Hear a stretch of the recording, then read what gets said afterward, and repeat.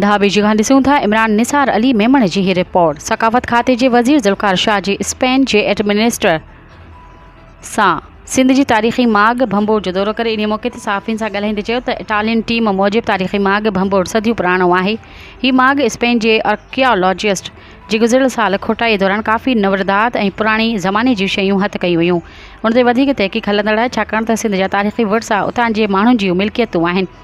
उन जी मालिकी ऐं वारसी सकाफ़त खाते सां गॾोगॾु मक़ामी माण्हुनि जी ज़िम्मेवारी आहे। उहे मक़ामी तारीख़ी विरसनि में उतां जे मक़ामी माण्हुनि खे रोज़गार ॾिनो वेंदो।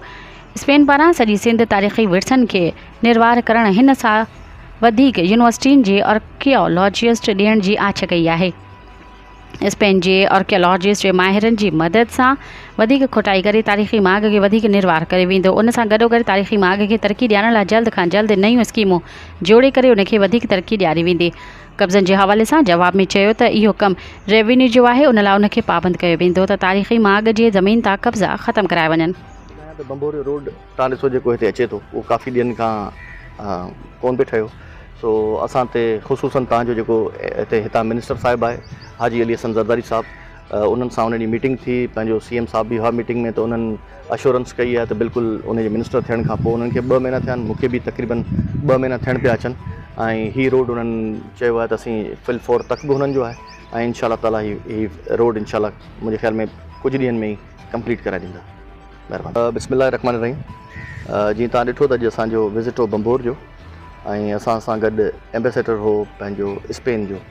सो पोइ दफ़ा बि असीं आया हुआसीं त स्पेन जा आर्कियोलॉजिस्ट प्रोफेसर ऐं डॉक्टर असांखे उन्हनि जॉइन कयो मकली ते, त उन्हनि खे ॾिसी उन्हनि वञी ॿुधायो त हीउ तमामु घणो कमु आहे हिते सिंध में आर्कियोलॉजी जो, जेके पुराणियूं साइटूं आहिनि ऐं पुराणा नवादरात जिथां निकिता आहिनि, त पोइ ईअं ई बंबोर जो ज़िक्र थियो।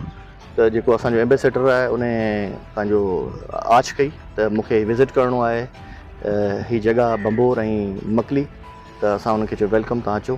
त अॼु उन्हनि खे विज़िट बि करायो आहे, ऐं हुननि जा जेके आर्कियोलॉजिस्ट आहिनि इंशाअल्लाह ताला ईंदड़ वक़्त में हू अञा वधीक हुतां खां स्पेन खां पंहिंजा जेके बि आर्कियोलॉजिस्ट आहिनि या एक्सिक्यूवेशन जेको कनि था जेके, उहे वधीक ईंदा, ऐं इंशाअल्लाह सम्झां थो त सिंध में जेके पुराणियूं जॻहियूं आहिनि, तारीख़ी जॻहियूं आहिनि, उनखे असीं वरी वापसि रीडू कयूं बि आहिनि, ऐं इंशाअल्लाह वधीक कंदासीं बि सही।